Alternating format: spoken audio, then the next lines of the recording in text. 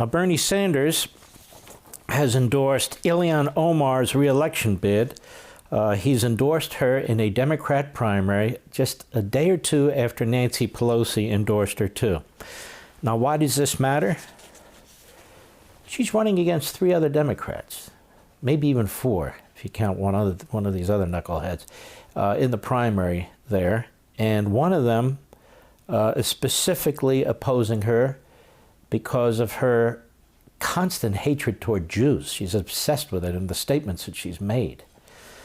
And yet Bernie Sanders, let's be honest about him. Bernie Sanders says, I'm a Jew and I worked in a kibbutz. Bernie Sanders worked in a communist kibbutz for 1 summer, basically.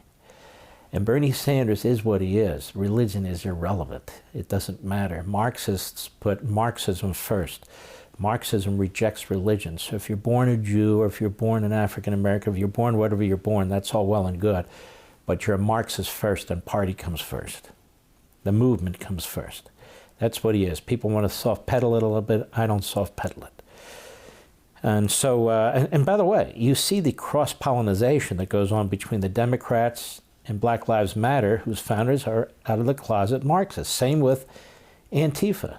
And you see how they kind of work together, don't they? I mean, you don't know of any Democrat who's worried about Antifa or Black Lives Matter who's elected, do you?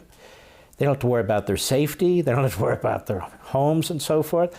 Nancy Pelosi doesn't. Chuck Schumer doesn't. These people are going to vote Democrat, the vast majority of them. So anyway, he endorses Ilhan Omar. Nancy Pelosi has endorsed Ilhan Omar. And have you noticed all the press screaming about it? Not a word. So Marxism is being mainstreamed. Anti-Semitism is being mainstreamed. Anti-Americanism is being mainstreamed. Bernie Sanders is being mainstreamed.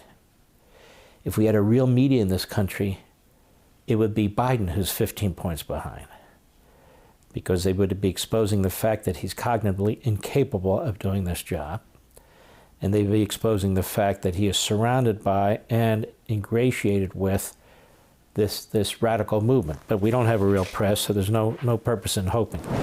Now, speaking of anti-Semitism, you can see it growing. And by the way, where you find anti-Americanism, you find anti-Semitism. It's that simple. You just do. Because